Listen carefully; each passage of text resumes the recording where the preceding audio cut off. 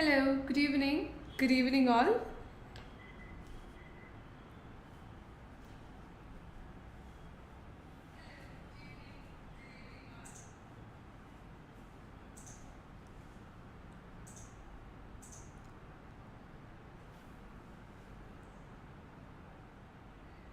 So you can start messaging.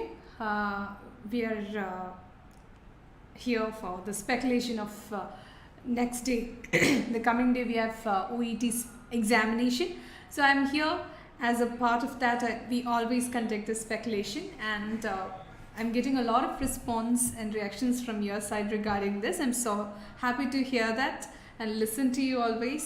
So keep on texting me regarding the suggestions and also the queries that you have. And there are students who request me to focus on certain areas, and I do consider that with all respect. അപ്പോൾ ഞാൻ ഒത്തിരി റെസ്പെക്റ്റോടെയും അതുപോലെ തന്നെ എന്താ പറയുക, നിങ്ങളുടെ ഓരോ സംശയത്തിനും കൃത്യമായ മറുപടി തരാൻ വേണ്ടിയിട്ടാണ് ഞാൻ I do work on that and also collect all your queries and suggestions too. So എല്ലാവരും ആക്റ്റീവായിട്ട് പാർട്ടിസിപ്പേറ്റ് ചെയ്യുക. നിങ്ങളുടെ എന്ത് സംശയം ഉണ്ടെങ്കിലും you can ask to me and I am here to clear it out. Okay, so Jijo Cherian, good evening Jijo.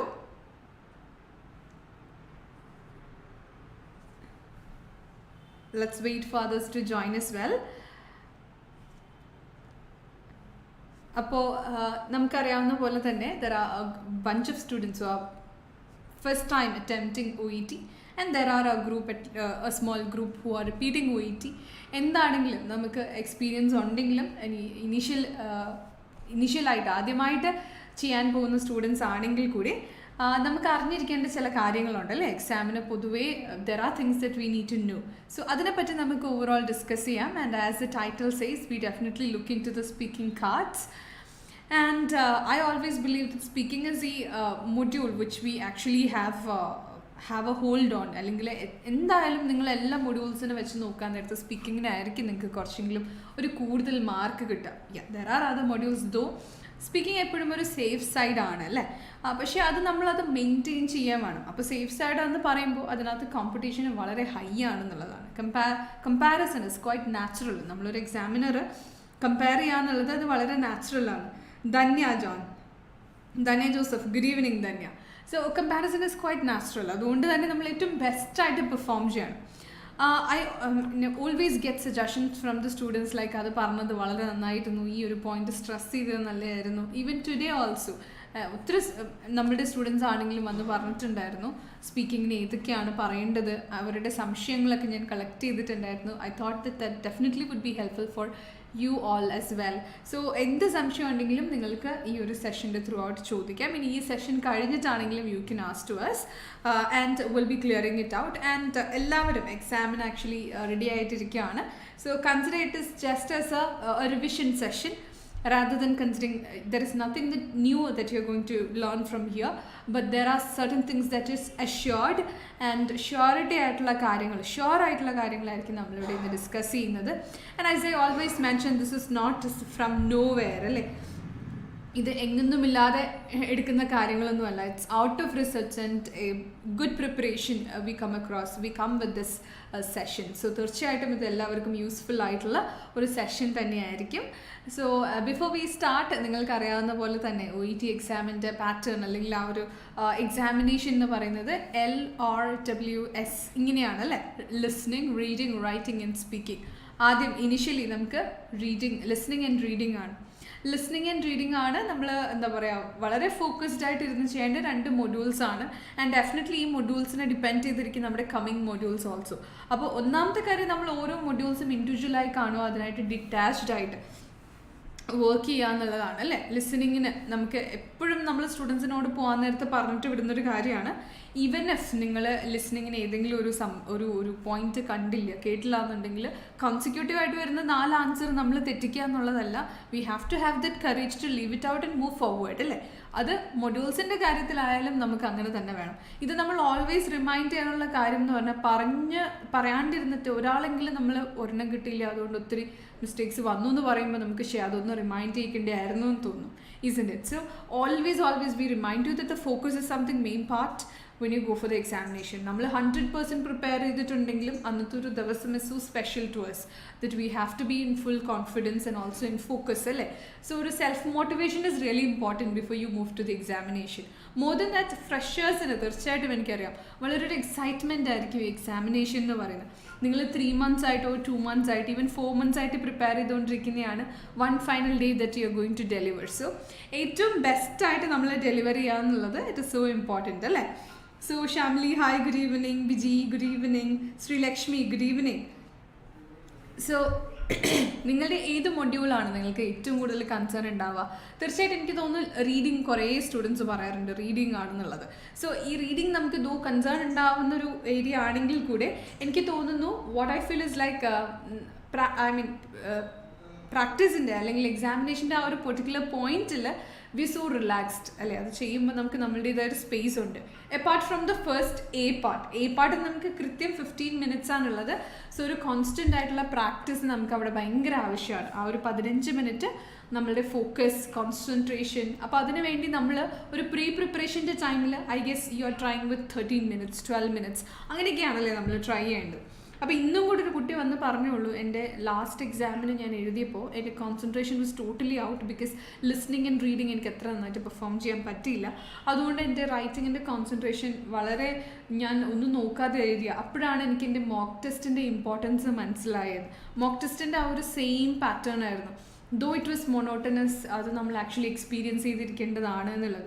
അപ്പോൾ എല്ലാ exam ടേക്കേഴ്സിനോടും, അതായത് കമ്മിങ് എക്സാം ടേക്കേഴ്സിനോടും, ഐ ഡോണ്ട് തിങ്ക് ഈ ഇമ്മീഡിയറ്റ് ആയിട്ട് വരുന്ന ദിവസത്തുള്ള എക്സാംസ് ടേക്കേഴ്സ് മാത്രമല്ല, അത് കഴിഞ്ഞിട്ടുള്ളവരുണ്ട്.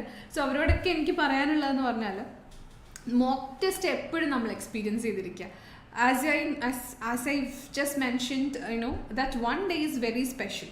ആ ഒരു ദിവസം എന്നുള്ളത് വളരെ ഇമ്പോർട്ടൻ്റ് ആണ്, വളരെ പ്രത്യേകതയുള്ള ദിവസമാണ്. അതുകൊണ്ട് തന്നെ നമ്മൾ ആ ഒരു ദിവസത്തിന് വേണ്ടിയും പ്രിപ്പയർഡ് ആയിട്ടിരിക്കണം. It is not just for the examination but for the day, the whole time that you are sitting spending for one particular examination. നമ്മൾ ഈ റീഡിങ്, ലിസ്ണിങ്, റൈറ്റിംഗ്, സ്പീക്കിങ്ങിനായിട്ട് ഇരിക്കുന്ന ആ ഒരു ഫുൾ ലെങ്ത് ടൈം, അതിന് നമ്മൾ പ്രിപ്പയർഡ് ആണോ എന്ന് നമ്മൾ ടെസ്റ്റ് ചെയ്യേണ്ടതായിട്ടുണ്ട് അല്ലേ. And that is very much important indeed. So അങ്ങനെ നമ്മൾ ഓൺലൈനിലായാലും ഓഫ്ലൈനിലായാലും കൃത്യമായി അങ്ങനെ ഒരു ടൈം സ്പെൻഡ് ചെയ്തിട്ട് വേണം നമ്മൾ എക്സാമിന് പ്രിപ്പയർ ആയിട്ടിരിക്കാൻ. എക്സാമിൻ്റെ ആ ഒരു ടെൻഷൻ ഹാൻഡിൽ ചെയ്യാനും നമ്മൾ അറിഞ്ഞിരിക്കണം. അതുപോലെ തന്നെ എക്സാമിൻ്റെ ആ ഒരു എക്സാം പാറ്റേണുമായിട്ട് ഫെമിലിയർ ആയിരിക്കണം. And of course practice in 4 modules is very important. Okay, so hi Glory, hi Meenu, good evening. Okay, so coming to the next point, reading, listening പൊതുവെ ടഫായിട്ടുള്ള സ്റ്റുഡൻസ് എന്താണ് ചെയ്യേണ്ടത്? ഇപ്പം നമുക്ക് ക്രാഷ് കോഴ്സസ് അവൈലബിൾ ആണ് നമ്മളുടെ ഇൻസ്റ്റിറ്റ്യൂട്ടിൽ. ലൈക്ക് 10 days ക്രാഷ് കോഴ്സ് ഉണ്ട്, 15 days ഉണ്ട്, 20 days ഉണ്ട്.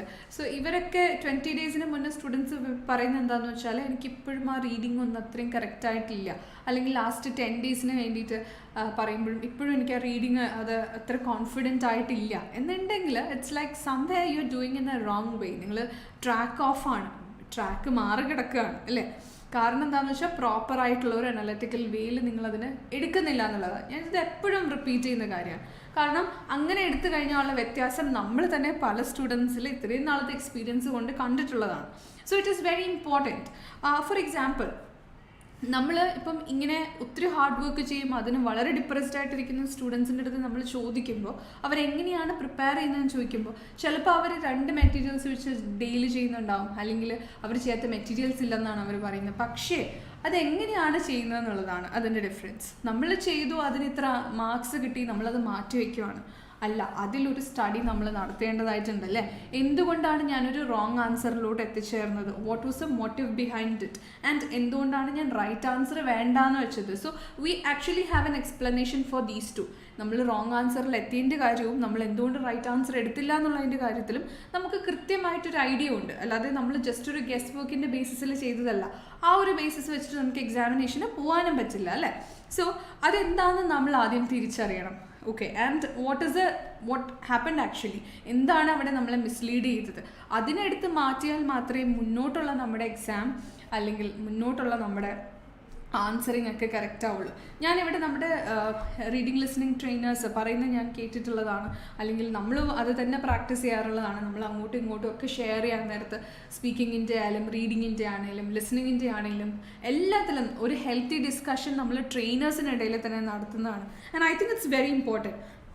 നമ്മളൊരു ഡെഫിനറ്റ്ലി എന്തെങ്കിലും നമ്മളിപ്പോൾ സ്പീക്കിങ്ങിന് അല്ലെങ്കിൽ റൈറ്റിങ്ങിന് അല്ലെങ്കിൽ റീഡിങ്ങിനൊക്കെ സ്റ്റുഡൻസിന് കറക്ഷൻ കൊടുക്കാൻ പോകുന്നതിന് മുമ്പ് അതിൻ്റെ മാസ്റ്റേഴ്സ് ആയിട്ടുള്ള അല്ലെങ്കിൽ അതിൻ്റെ ട്രെയിനേഴ്സിനോട് നമ്മൾ ചോദിച്ച് അതിൻ്റെ എല്ലാ പോയിന്റും ക്ലിയർ ചെയ്തിട്ടാണ് നമ്മൾ സ്റ്റുഡൻസിൻ്റെ ഫ്രണ്ടിൽ പോയി നിൽക്കാവുള്ളൂ, അല്ലേ?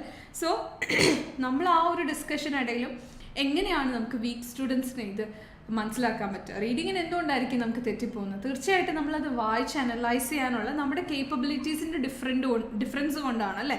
നമുക്കത് മനസ്സിലാക്കാൻ എടുക്കുന്ന സമയം, അത് എങ്ങനെ മനസ്സിലാക്കുന്നു എന്നൊക്കെയുള്ള ഡിഫറൻസ് കൊണ്ടിട്ടാണ് നമുക്ക് ഈ ബുദ്ധിമുട്ടുകളൊക്കെ ഉണ്ടാവുന്നത്. Am I right? സോ ഈ ബുദ്ധിമുട്ടുകളൊക്കെ നമുക്ക് എങ്ങനെ മാറ്റാൻ പറ്റും? പല ലെവലിലുള്ള കുട്ടികൾക്ക് പല രീതിയിലായിരിക്കും. അപ്പോൾ ഒരു സെൻറ്റൻസിന് കൃത്യമായി നമ്മൾ അതിൻ്റെ കോമ അനുസരിച്ച് അല്ലെങ്കിൽ അത് എവിടെയാണോ നിർത്തേണ്ടത് അതനുസരിച്ച് നമ്മൾ ഡിവൈഡ് ചെയ്ത് അങ്ങനെ പകുതി മീനിങ് ആയിട്ട് വായിച്ച് അത് അനലൈസ് ചെയ്ത് അത് ഉള്ളിലോട്ട് എടുത്തിട്ട് വേണം അതിൻ്റെ ആൻസറിലോട്ട് പോകാൻ. ആദ്യം ചിലപ്പോൾ കുറേ സമയം എടുക്കുമായിരിക്കും നമുക്കങ്ങനെ ചെയ്യാൻ, പിന്നീട് നമുക്ക് സമയം റെഡ്യൂസ് ചെയ്തുകൊണ്ട് വരാം. അപ്പോൾ പലപ്പോഴും നമ്മൾ കൂടെ ഇരുന്ന് വായിക്കുമ്പോൾ മനസ്സിലാക്കാൻ പറ്റുന്നൊരു കാര്യമാണ് സ്റ്റുഡൻസ് അത് വായിച്ചെടുത്ത രീതി ഡിഫറെൻ്റ് ആണ്. അവർ ടെൻസ് ചിലപ്പോൾ അത് മുന്നേ കഴിഞ്ഞത് ഇപ്പോൾ നടക്കുന്നത് അതുപോലും അങ്ങനെയുള്ള ചെറിയ മൈന്യൂട്ട് കാര്യങ്ങളായിരിക്കും അവർ വിട്ട് കളയുന്നത്, അവർ പെട്ടെന്ന് വായിക്കാൻ നേരത്ത്. സോ ഒന്ന് കൂടെ ഇരുന്ന് വായിക്കുമ്പോൾ അല്ലെങ്കിൽ കൂടെ ഇരുന്ന് ഡിസ്കസ് ചെയ്യുമ്പോൾ ഒരു പിയർ ഗ്രൂപ്പ് ഡിസ്കഷൻ ഇടയിൽ നമ്മൾ ഒത്തിരി കാര്യങ്ങളാണ് പഠിക്കുന്നത്. So that is where some people miss it out. അപ്പോൾ നമ്മൾ ഒറ്റയ്ക്കിരുന്ന് പ്രാക്ടീസ് ചെയ്യുമ്പോൾ വിത്തൗട്ട് ഒരു ഗൈഡൻസ് പ്രാക്ടീസ് ചെയ്യുമ്പോൾ നമുക്ക് തന്നെ നമ്മളുടെ മിസ്റ്റേക്സ് അനലൈസ് ചെയ്യാൻ പറ്റാതെ പോകുന്നു. അവിടെയാണ് നമ്മൾ ഒത്തിരി പ്രാക്ടീസ് ചെയ്തിട്ടും നമുക്ക് ആ ഒരു സക്സസ്സിലോട്ട് എത്താൻ പറ്റാത്തത്. സോ ഒരു പ്രോപ്പർ പ്രാക്ടീസ് ഉണ്ടെങ്കിൽ definitely we can attain in the matter of listening as well as reading.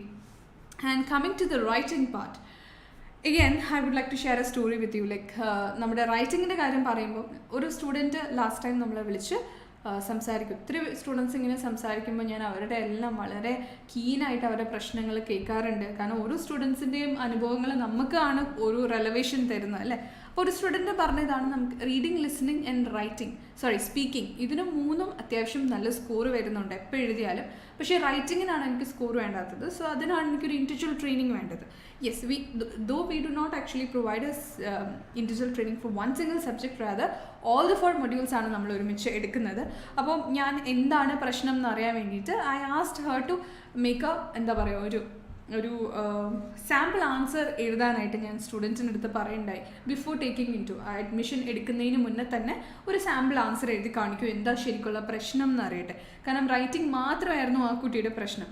So during that time like what I found is that grammatically errors വളരെ പ്രശ്നമൊന്നുമില്ല. ഞാൻ റെലവൻറ്റ് ഓഫ് ഡേറ്റ എന്ന് പറയുന്ന സാധനമേ consider ചെയ്തില്ല. Because എനിക്ക് പെരിഫറലി ആ കുട്ടിക്ക് എന്താണ് പ്രശ്നം എന്ന് അറിഞ്ഞാൽ മതിയായിരുന്നു. ഒരു ലാംഗ്വേജ് ഉള്ള കുട്ടിയാണോ അല്ലയോ അതായിരുന്നു എൻ്റെ മേജർ കൺസേൺ. അത്രയും നോക്കിയതിന് ശേഷമാണ് നമുക്ക് എന്താണ് പ്രശ്നം എന്ന് ബാക്കി അതിൻ്റെ ഡേറ്റ റെലവൻസും ഇനി ക്വസ്റ്റ്യൻ ആണോ ആൻസർ ചെയ്തേക്കുന്നത് ബാക്കി ഫാക്ടേഴ്സ് ഒക്കെ നോക്കാൻ പറ്റും. അപ്പോൾ ബേസിക് ലാംഗ്വേജ് നോക്കിയപ്പോൾ തന്നെ what I found is that she has data is represented in a wrong manner. That means cohesion and coherence factor അതിനകത്ത് മിസ്സിംഗ് ആണെന്നാണ് നമ്മൾ ടെക്നിക്കലി പറയാം. അത് നമ്മുടെ റൈറ്റിങ്ങിൻ്റെയും ആസ് വെൽ ആസ് സ്പീക്കിങ്ങിൻ്റെയും ഒരു മേജർ ക്രൈറ്റീരിയ ആയിട്ട് വരുന്നതാണ്. For example, he is A 16-year-old student and he drinks a lot എന്ന് പറയുമ്പോൾ there is no ടു ഫാക്റ്റിനെ നമ്മൾ അൺനെസസറി ആയിട്ട് ജോയിൻ ചെയ്തേക്കുവാണ്. അത് അവിടെ നമ്മൾ ഒരിക്കലും ഒരുമിപ്പിക്കേണ്ടാത്ത 2 ഇൻഫർമേഷനാണ്, അല്ലേ? അതിൻ്റെ കണക്റ്റീവ്സ് തെറ്റായിരിക്കും. അങ്ങനെ കുറേ. അപ്പോൾ നമുക്കൊരു ലെറ്റർ വായിക്കുമ്പോൾ തന്നെ നമ്മുടെ ബേസിക് ഇൻഫർമേഷൻ എല്ലാം എടുത്ത് എഴുതുക എന്നുള്ളതല്ല, മറിച്ച് അതെങ്ങനെ പ്രസൻറ്റ് ചെയ്യുക എന്നുള്ളതാണ്, അല്ലേ? സ്പീക്കിങ്ങിനും അത് വളരെ ഇമ്പോർട്ടൻ്റ് ആണ്. പേഷ്യൻറ്റ് പറയുന്നതിനായിരിക്കണം നമ്മൾ ഉത്തരം കൊടുക്കേണ്ടത്, അല്ലേ? ജസ്റ്റ് ഇൻഫർമേഷൻ എഴുതി വെക്കുക എന്നുള്ളതല്ല. It's not the matter. That is not what is considered in a writing test, isn't it?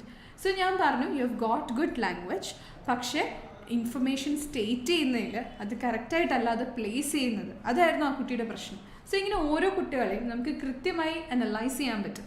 അവരുടെ പ്രശ്നത്തിനനുസരിച്ച് അവരെ ഇമ്പ്രൂവ് ചെയ്യാൻ പറ്റും. It is quite easy. അപ്പം I was feeling little disappointed that ഈ കുട്ടിക്ക് ഇത്രയും ചെറിയൊരു പ്രശ്നം ഉണ്ടായിരുന്നുള്ളൂ. Still she had to write 3 or 4 times only for റൈറ്റിങ്ങിന് വേണ്ടി മാത്രം ഇത്ര എഴുതേണ്ടി വന്നല്ലോ എന്ന്. അപ്പോൾ തീർച്ചയായിട്ടും നമ്മളിതിനെ ലാംഗ്വേജ് വൈസ് ഒന്ന് അനലൈസ് ചെയ്യുവാണെങ്കിൽ ഇറ്റ് ഈസ് ക്വൈറ്റ് ഈസി. അപ്പം നിങ്ങൾക്ക് ഈ പ്രശ്നം റൈറ്റിങ്ങിനാണോ സ്പീക്കിങ്ങിനാണോ we will analyse you and give you information. നിങ്ങൾക്ക് ഞങ്ങൾ ഒരു എന്താ പറയുക ഒരു ഐഡിയ തരാം നിങ്ങളുടെ പ്രശ്നം എന്താണെന്ന്.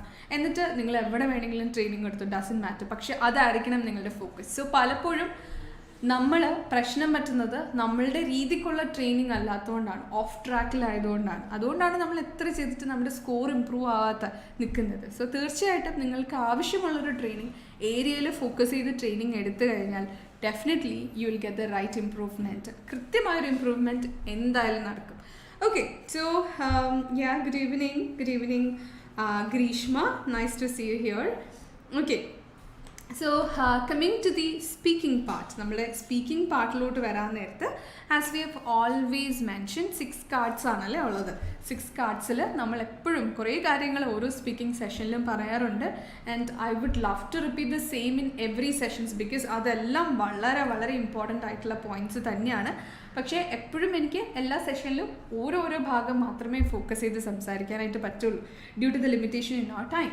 സോ അതെല്ലാം നോക്കിക്കൊണ്ട് തന്നെ നമുക്ക് ഇന്ന് നമ്മൾ ഫോക്കസ് ചെയ്യുന്ന ഏരിയ എന്ന് പറയുന്നത് സർട്ടൻ ഇമ്പോർട്ടൻറ്റ് ഇൻഫർമേഷൻ നമ്മുടെ പേഷ്യൻറ്റിന് കൺവേ ചെയ്യുന്ന ചില കീ ടേംസ് ആണ്. For example give reason, reassurance, emphasise എന്നിങ്ങനെ വരുന്ന ടേംസ് എന്താണ് ഉദ്ദേശിക്കുന്നത് എന്നുള്ളതാണ്. ഞാനിന്ന് റെഗുലർ സ്റ്റുഡൻസിന് ക്ലാസ് എടുത്തപ്പോഴും ഞാൻ ഈ 3 ഏരിയ ആയിരുന്നു ഫോക്കസ് ചെയ്തിരുന്നത്.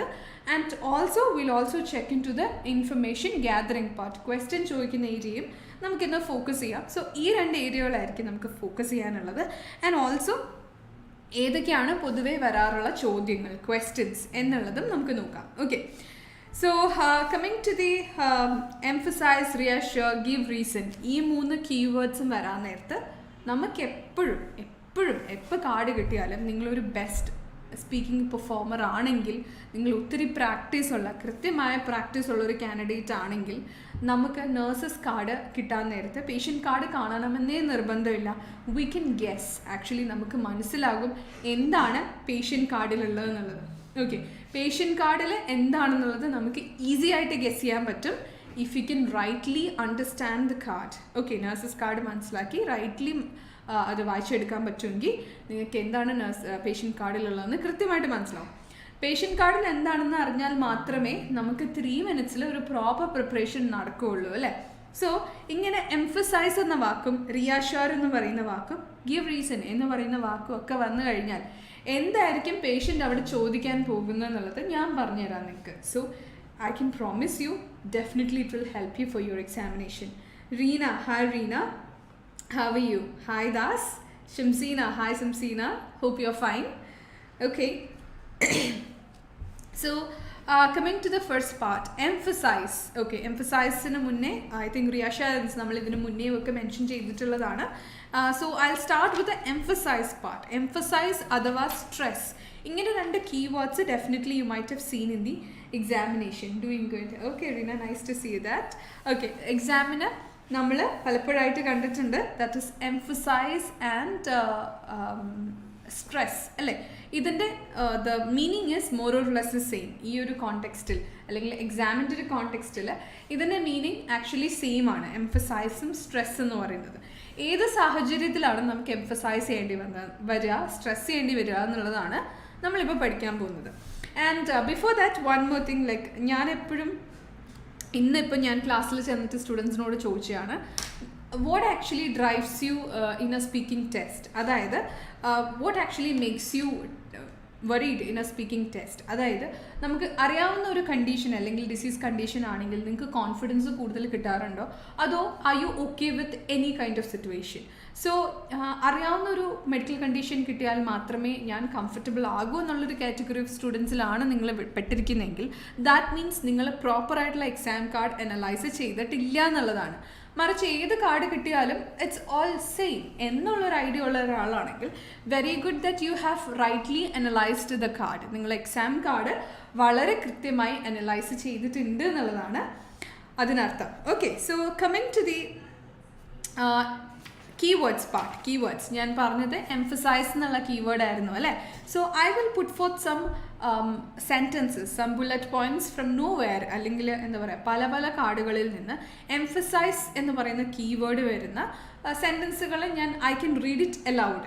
അതിൽ നിന്ന് നിങ്ങൾക്ക് ആക്ച്വൽ സിറ്റുവേഷൻ, പേഷ്യൻ്റ് എന്താണ് ചോദിക്കാൻ പോകുന്നത് എന്നുള്ളത് ഗെസ് ചെയ്യാൻ പറ്റുന്നുണ്ടോ എന്നുള്ളതാണ്. This is my question. Okay, so my first sentences emphasize the importance of removing catheter. Bracketil restoring normal bladder function. Okay, I'll repeat it again. Emphasize the importance of removing catheter. Emphasize the importance of removing catheter. Bracketil restoring normal bladder function. Normal bladder function restoring. Okay, so emphasize the importance of removing catheter എന്നുള്ളത്. Okay, emphasise importance of removing catheter എന്നുള്ളത് എന്തിനായിരിക്കും നമ്മൾ emphasise ചെയ്യേണ്ടത്? അതിന് importance കൊടുത്ത് പറയേണ്ട ആവശ്യം എന്തായിരിക്കും? Patient is not happy with the idea of removing the catheter അല്ലേ? അത് നിങ്ങൾക്ക് മനസ്സിലാക്കാൻ പറ്റുന്നുണ്ടോ എന്ന് നിങ്ങൾ ആലോചിക്കുക. നമുക്ക് സിറ്റുവേഷൻ എന്താണെന്ന് അറിയില്ല, സിനാരിയോ എന്താണെന്ന് അറിയില്ല, എന്നാൽ കൂടിയും emphasise the importance of removing the catheter. പേഷ്യൻറ്റിനോട് കത്തീറ്റർ റിമൂവലിനെ പറ്റി, അതിൻ്റെ പ്രാധാന്യത്തെ പറ്റി എംഫസൈസ് ചെയ്ത് പറയണമെങ്കിൽ തീർച്ചയായിട്ടും പേഷ്യൻറ്റിന് അതിനെപ്പറ്റി ധാരണയില്ലാത്തത് കൊണ്ടാണ് അല്ലേ. ആൻഡ് എന്താണ് ഇതിൻ്റെ importance? Restoring normal bladder function. ഇതാണ് നമ്മൾ പേഷ്യൻറ്റിൻ്റെ അടുത്ത് പറയേണ്ടത്. സോ നമുക്ക് ഗെസ് ചെയ്യാം, patient is not happy with removing the catheter. Patient catheter റിമൂവലിനെ പറ്റിയിട്ട് അത്ര വലിയ ഹാപ്പി അല്ല എന്നുള്ളതാണ്. സോ പേഷ്യൻ്റ് അത് തന്നെയായിരിക്കും നമ്മളുടെ അടുത്ത്, നമ്മളത് പ്രതീക്ഷിച്ചിരുന്നോ? പേഷ്യൻ്റ് അത് തന്നെയായിരിക്കും നമ്മളുടെ അടുത്ത് പറയുക ദാറ്റ് ഇപ്പോൾ the catheter, my pain has subsided only after putting this catheter and I don't understand why I need to remove this. എന്തിനാണ് ഇതിപ്പോൾ റിമൂവ് ചെയ്യണമെന്നാണ് പേഷ്യൻ്റ് ചോദിക്കുന്നത്. And that is where we have to answer. I do understand that you're quite concerned about removing the catheter, but let me tell you, it is very important to remove the catheter because this will help you to restore your bladder function. You were feeling painful because your bladder function was not proper. Only after removing this catheter will identify whether your bladder function has come to normal. Okay, അതാണ് അതിൻ്റെ answer അല്ലേ. So patient എന്താ ചോദിക്കാൻ പോകുന്നതെന്ന് നമ്മൾ മനസ്സിലാക്കി കഴിഞ്ഞാൽ നമുക്ക് വളരെ നല്ലൊരു എക്സ്പ്ലനേഷൻ പേഷ്യൻറ്റിന് കൊടുക്കാനായിട്ട് പറ്റും. മറിച്ച് പേഷ്യൻറ്റിൻ്റെ ഭാഗം നമ്മൾ ഓർക്കാതെ ഇത് മാത്രമാണ് വായിച്ചിരിക്കുന്നതെന്നുണ്ടെങ്കിൽ it wouldn't be that good for us to perform അല്ലേ. ഇനിയും എംഫസൈസ് കൊണ്ടുള്ള വേറെയും സെൻറ്റൻസുകൾ നമുക്ക് നോക്കാം. I will read it out.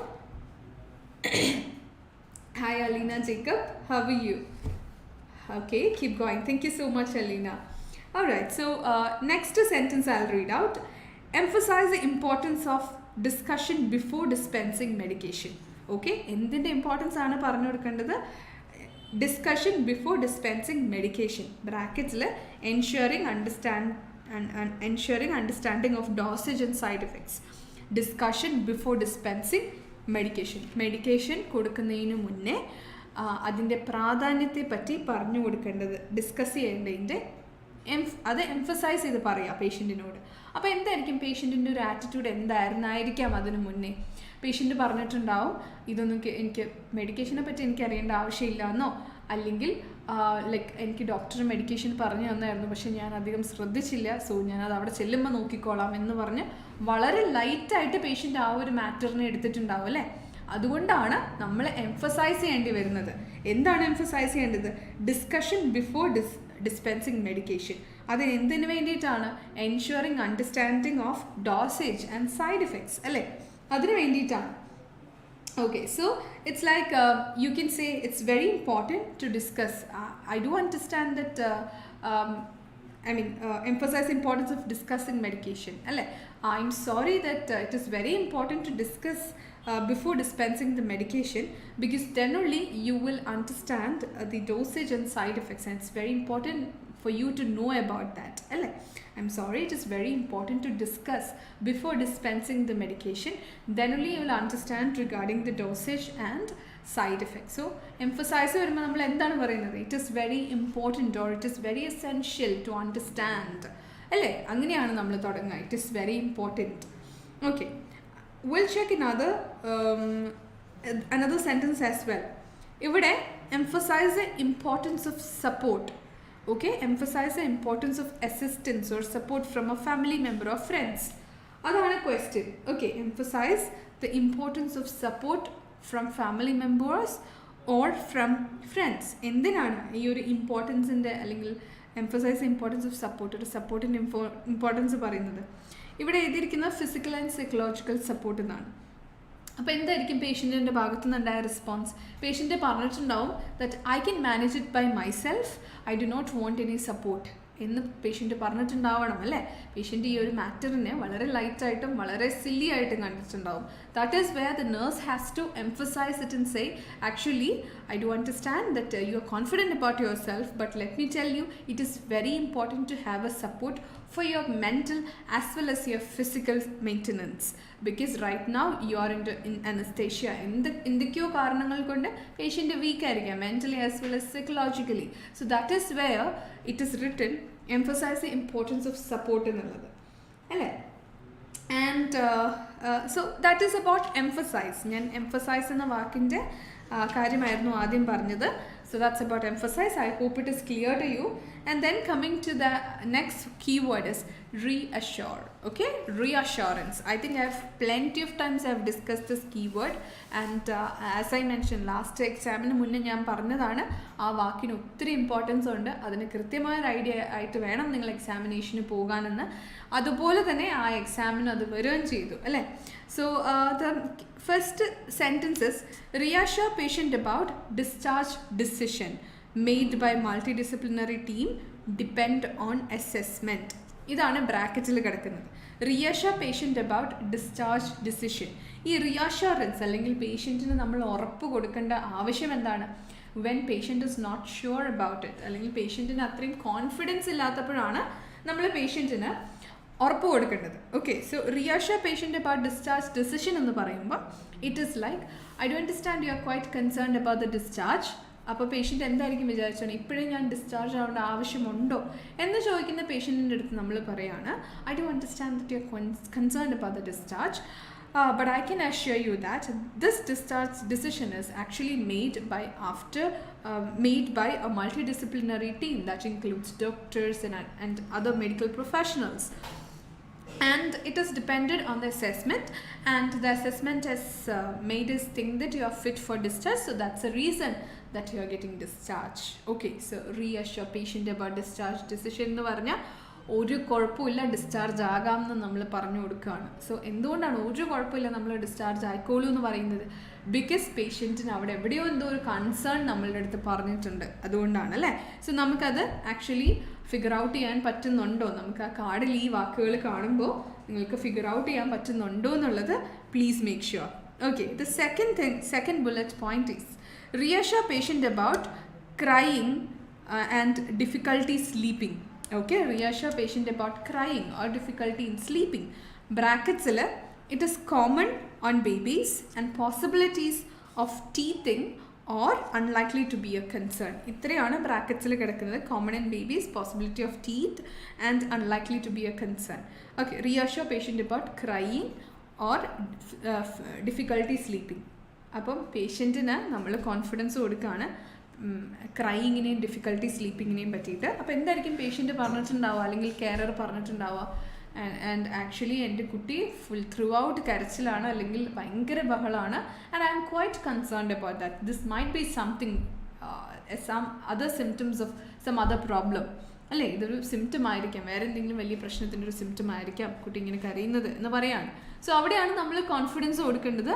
I do understand as a loving mother you might have worried about this, but let me tell you it is quite common in babies, and it might be because that he is having the teeth, and there is no room for concern in this matter. Okay, ഇതിലൊന്നും പേടിക്കാനില്ല എന്ന് നമ്മൾ പറഞ്ഞ് മനസ്സിലാക്കുകയാണ്. I can give you some other examples as well. വേറെയും examples നമുക്ക് പറയാം. reassure patient about the condition. കണ്ടീഷനെ പറ്റി അഷുറൻസ് കൊടുക്കുക. ബ്രാക്കറ്റിൽ very common, no need for embarrassment, can be managed. അപ്പോൾ പേഷ്യൻറ്റ് ഈ കണ്ടീഷനെ പറ്റി വെറീഡ് ആണ്, അതുകൊണ്ടാണ് നമ്മൾ അവിടെ കോൺഫിഡൻസ് കൊടുക്കേണ്ടി വരുന്നത്. You can say I can assure you that there is nothing to be overly concerned about the condition. It's very common among people and there is nothing to be embarrassed. Here there are medical professionals, they'll take care of you and it's a common procedure from their side. They can manage it well. Don't worry about that.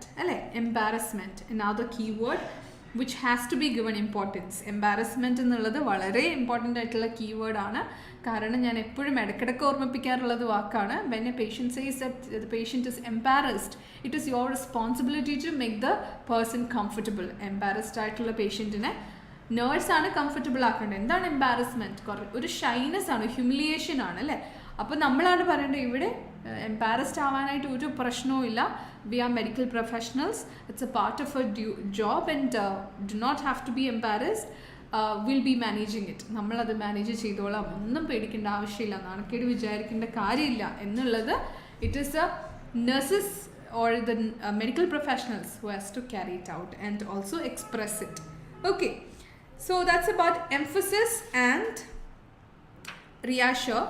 ഇനി ഞാൻ എനിക്ക് തോന്നുന്നു last ക്ലാസ്സിൽ ഞാൻ പറഞ്ഞൊരു കാര്യമാണ്, that is give reason four clinical opinion.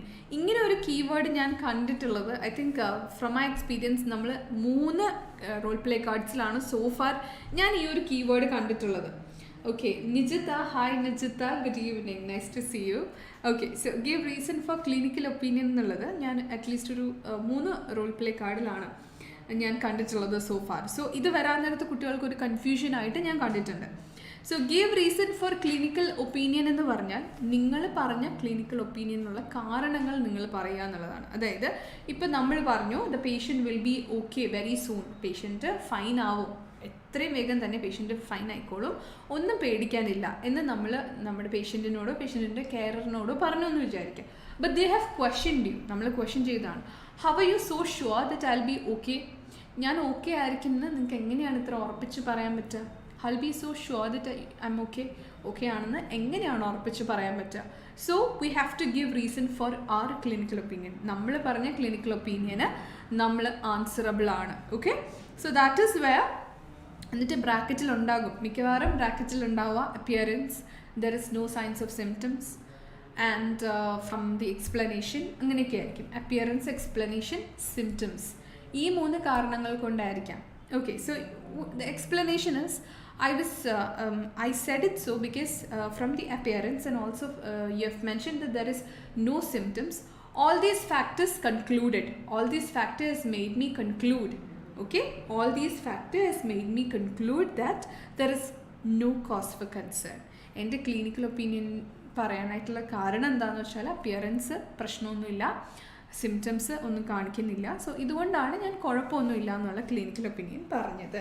Okay, so that is wear that's another important keyword. അത് നിങ്ങൾ കൃത്യമായിട്ട് മനസ്സിലാക്കിയിരിക്കുക. പിന്നെ നമ്മൾ കാണാറുള്ളതാണ് വോൺ ദ പേഷ്യൻറ്റ്, വാർണിംഗ് കൊടുക്കുക. എങ്ങനെയാണ് വാർണിംഗ് കൊടുക്കുന്നത്? വാൺ എന്നുള്ള വാക്ക് കണ്ടാൽ അതിൻ്റേതായ സീരിയസ്നെസ്സിൽ വേണം നമ്മൾ പേഷ്യൻറ്റിനോട് അറിയിക്കാനായിട്ട്. ഓക്കെ, ആ ഒരു സീരിയസ്നെസ് നമ്മൾ മിസ്സാക്കാൻ പാടില്ല. We have to be very serious about the thing and you can say that it's very important. I highly recommend you to avoid.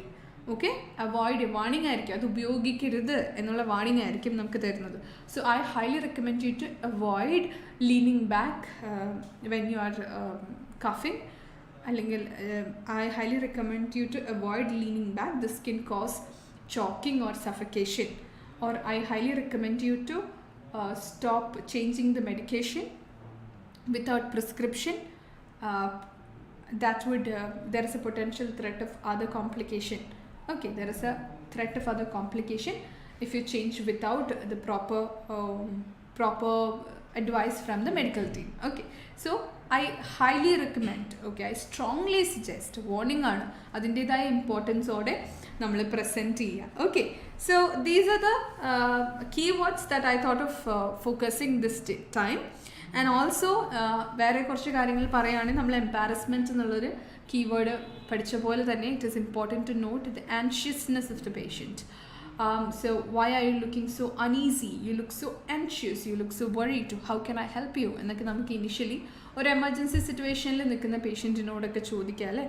So don't worry. Now I understood the reason for your anxiousness. അവരുടെ correct ഫീലിങ്ങിനെ എപ്പോഴും address ചെയ്ത് അതിന് പരിഹാരം കണ്ടെത്തുകയാണെങ്കിൽ that would be really good. Okay, and പിന്നെ നമ്മുടെ കണ്ടീഷൻ്റെ സൈഡിലോട്ട് വരാൻ നേരത്ത്, as you know that it is 100% sure that you will have to find father, mother, child scenario, and the patient would be the child and father or mother would be the carer. Vice versa can also happen. The child would be the carer. It wouldn't be then child, daughter or son who are adults would be the carer, and the patient would be parents of old age category. Okay, അങ്ങനെയും ആവാറുണ്ടല്ലേ. രണ്ടാമത്തെ എന്ന് പറയുന്നത് നമുക്ക് pre operative and post operative in the middle of the conversation അതിനെ കൃത്യമായിട്ട് analyse ചെയ്യാൻ വരാറുണ്ട്. അപ്പോൾ ബ്രാക്കറ്റിൽ കുറേ ഇൻഫർമേഷൻ വരാറുണ്ട്, അതെല്ലാം കൃത്യമായിട്ട് നോക്കി പറയാനായിട്ട് ശ്രമിക്കുക. Okay, and one more thing is like നമുക്ക് എപ്പോഴും ബ്രാക്കറ്റിൽ കിടക്കുന്ന ഇൻഫർമേഷൻ എല്ലാം കോമയായിട്ട് എഴുതിയിരിക്കുന്നതായിരിക്കും. വൺ ആഫ്റ്റർ ദ അതർ നമ്മളെല്ലാം എക്സ്പ്ലെയിൻ ചെയ്യേണ്ടി വരുന്ന ആയിരിക്കും അല്ലേ. But there are at times like നമുക്ക് കോമ അല്ലാതെ നമ്മൾ കാണാറുണ്ട് ഒരു വാക്കിൻ്റെ ഫ്രണ്ടിൽ ഒരു കോളൻ ഉണ്ടാവും അല്ലേ, 2 dots. സോ അങ്ങനെയുള്ള സിറ്റുവേഷനിൽ ദാറ്റ് ആക്ച്വലി മീൻസ് നമ്മൾ ആ കോളന് പിന്നിൽ എഴുതിയിരിക്കുന്ന സാധനത്തിൻ്റെ എക്സ്പ്ലനേഷനാണ്. For example high fibre food എന്ന് എഴുതിയിട്ട് കോളൻ ഇട്ടിട്ടുണ്ടെങ്കിൽ vegetables and fruits and prune juice എന്നൊക്കെ ആയിരിക്കും എഴുതിയിരിക്കുന്നത്. അതെല്ലാം ഈ ഹൈ ഫൈബർ ഫുഡിൻ്റെ എക്സ്പ്ലനേഷൻസ് ആണ് അല്ലെങ്കിൽ എക്സാമ്പിൾസ് ആണ്. ഓക്കെ, സോ ഹൈഫൺ ഉണ്ടെന്നുണ്ടെങ്കിൽ കോളൻ ഉണ്ടെന്നുണ്ടെങ്കിൽ നമ്മൾ എഴുതിയതിൻ്റെ എക്സ്പ്ലനേഷനാണ് അവിടെ പോയിക്കൊണ്ടിരിക്കുന്നത് എന്ന് മനസ്സിലാക്കുക. ഓക്കെ, സോ ബ്രാക്കറ്റ്സ് എല്ലാം പ്രോപ്പറായിട്ട് നമ്മൾ അനലൈസ് ചെയ്തിട്ട് വേണം വായിക്കാൻ. ആൻഡ് ഈ മദർ ചൈൽഡ് അല്ലെങ്കിൽ ഫാദർ ചൈൽഡ് സിനാരിയോയിൽ where child is the patient and mother and father is a carer, അങ്ങനെയുള്ള സിറ്റുവേഷനിൽ എപ്പോഴും ഒരു അലർജി കണ്ടീഷൻ ആയിരിക്കും, or something related with eyes, nose or ears, senses base ചെയ്തിട്ടായിരിക്കും, അല്ലെങ്കിൽ സ്കിൻ ബേസ്ഡ് അലർജി ആയിരിക്കും നമുക്ക് മിക്കവാറും എക്സാമിന് വരാൻ സാധ്യതയുള്ളത്. Okay, so make sure that നിങ്ങളിതെല്ലാം ഒന്ന് നോക്കിയെന്ന് ഉറപ്പ് വരുത്തുക. ആൻഡ് ദെൻ another possibilities നമ്മൾ എപ്പോഴും ഡിസ്കസ് ചെയ്തിട്ടുള്ള പോലെ ജസ്റ്റ് എക്സാമിൻ കേസ് അല്ലേ. ജസ്റ്റ് എക്സാമിൻ കേസിന് നമ്മൾ ഇൻട്രൊഡക്ഷൻ വലിയ കാര്യമായിട്ട് പറയണോ? അതിൻ്റെ ആവശ്യമില്ല അല്ലേ. So you can just say that thank you for the cooperation, we have completed the examination. അവിടെ നിന്നാണ് നമ്മൾ തുടങ്ങുന്നത്. പേഷ്യൻറ്റിൻ്റെ പേര് നമ്മൾ 3 minutes ചോദിച്ചു വെക്കുകയാണ്. സോ ഞാൻ നേരത്തെയും പറയുന്നു, അറിയാവുന്ന ഒരു കാറ്റഗറിക്ക് വേണ്ടിയിട്ടാണ് ഞാൻ സംസാരിക്കുന്നത്. അതായത് സ്പീക്കിംഗ് ഓൾറെഡി പഠിച്ച് എക്സാം അറ്റൻഡ് ചെയ്യാനിരിക്കുന്ന കാറ്റഗറിയോട് ഇമ്പോർട്ടൻ്റ് ആയിട്ടുള്ള കാര്യങ്ങളൊന്ന് ശ്രദ്ധിക്കാൻ വേണ്ടിയിട്ടാണ് ഞാൻ പറയുന്നത്. So be very sure about this. അപ്പോൾ ലാസ്റ്റ് ടൈം ഒരു ക്വസ്റ്റ്യൻ വന്നതാണ്, the nurse has actually just examined the child and the child is not present and we are talking to the mother. അങ്ങനെ വന്നപ്പോൾ പലർക്കും സംശയവും ഡൗട്ടും തോന്നിയിട്ടുണ്ടായിരുന്നു. Like who they have to address. അതായത് നമുക്ക് മദറിനോട് ഒരിക്കലും thank you for the cooperation, we have just examined you എന്ന് പറയാൻ പറ്റില്ല അല്ലേ. സോ നമുക്ക് പറയാം your child's examination is completed and I am here to inquire about certain things and also give explanation on her condition അല്ലേ. Your child's examination is just complete and I am here to explain you regarding the condition and also inquire about certain things about your child അല്ലേ. Enquire ചെയ്യാനും explain ചെയ്യാനുമാണ് ഞാനിവിടെ വന്ന് നിൽക്കുന്നത് എന്നുള്ളതാണ്. ഞാൻ കുട്ടിയുടെ examination complete ചെയ്തു, ഇനി എനിക്ക് കുറച്ച് കാര്യങ്ങൾ എൻക്വയർ ചെയ്യാനുണ്ട്, അതുപോലെ തന്നെ എക്സ്പ്ലെയിൻ ചെയ്യാനുമുണ്ട്. ഞാനിത് എൻക്വയർ ചെയ്യാനുണ്ടെന്ന് പറയാനുള്ള കാരണം എന്താണെന്ന് വെച്ചാൽ ജസ്റ്റ് എക്സാമിൻ കേസസിലും അൺനോൺ കേസസിലും ഇനിഷ്യൽ 2 bullet point ക്വസ്റ്റ്യൻസ് ആയിരിക്കും. Okay, so be very prepared for that. നമ്മൾ ആ ക്വസ്റ്റ്യൻസ് അഡ്രസ്സ് ചെയ്യാൻ വേണ്ടിയിട്ട് അല്ലെങ്കിൽ ക്വസ്റ്റ്യൻസ് ചോദിക്കാൻ വേണ്ടിയിട്ട് നമ്മൾ പ്രിപ്പയർഡ് ആയിട്ടിരിക്കണം എന്നുള്ളതാണ് another important factor. Okay, so I am not sure that whether I was going in a hurry. എന്നാലും ഈ പറഞ്ഞ കാര്യങ്ങളൊക്കെ വളരെ ഇമ്പോർട്ടൻ്റ് ആയിട്ട് ഓർത്തിരിക്കുക. ഡെഫിനറ്റ്ലി ഞാൻ മറ്റന്നാൾ I think on Saturday 9 o'clock വരാൻ നേരത്ത് I M 100% sure that I can just point it out. ഞാൻ ഈ പറഞ്ഞ കാര്യങ്ങളൊക്കെ നിങ്ങൾക്ക് എക്സാമിന് ഉണ്ടാകും, അത് നിങ്ങൾ എന്തായാലും ഹെൽപ്പ് ചെയ്യാൻ ചെയ്യും. So thank me later then. Okay, so ഈ കാര്യങ്ങളൊക്കെ പ്രോപ്പറായിട്ട് നോട്ട് ചെയ്ത് എഴുതി വയ്ക്കുക. അതുപോലെ തന്നെ നിങ്ങളുടെ പ്രീവിയസ് എക്സാം സ്പെക്കുലേഷൻ വീഡിയോസിൽ നിങ്ങൾക്ക് അവസാനമൊക്കെ ആയിട്ടുള്ളതൊക്കെ നോട്ട് ചെയ്ത് വയ്ക്കുക. നിങ്ങളെല്ലാം കണ്ട് അതെല്ലാം I hope that those very useful to you. I strongly believe though. And then എന്താണ്, എല്ലാവർക്കും ഒരു നല്ല എക്സാമിനേഷൻ ആയിരിക്കട്ടെ എന്ന് ഞാൻ വിഷ് ചെയ്യുന്നു. So it's very important that you have that focus during the examination. ഞാൻ നേരത്തെ പറഞ്ഞ പോലെ നിങ്ങൾ അതിനു വേണ്ടി പ്രിപ്പയർ ചെയ്യുക ഫോർ ദ നെക്സ്റ്റ് 2 days. ഇന്നും നാളെയുമായിട്ട് നിങ്ങളുടെ ആ ഒരു എക്സാം ഡേ പ്രിപ്പറേഷന് വേണ്ടിയിട്ട് നമുക്ക് മാറ്റിവെക്കാം.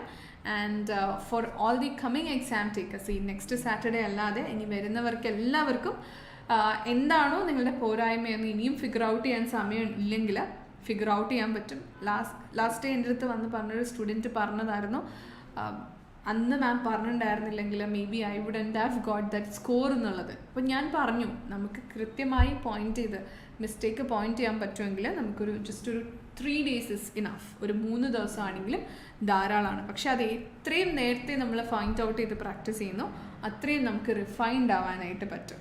Okay, so I hope you had a informative session, and please do practice all these things which I have informed you, and we can just cross check on the on Saturday at 9 o'clock, and definitely I can point it out each and every point which I have mentioned, and I can give you as an example for the coming exam takers. So എല്ലാ exam ടേക്കേഴ്സിനും നമുക്കത് example ആയിട്ട് വീണ്ടും പഠിക്കാൻ പറ്റും. അപ്പോൾ ഇതെല്ലാവരും നോക്കുക. I hope that is clear to you. And thank you. This is Priyanka signing out from Let's Update Language Academy. Bye-bye. Good night.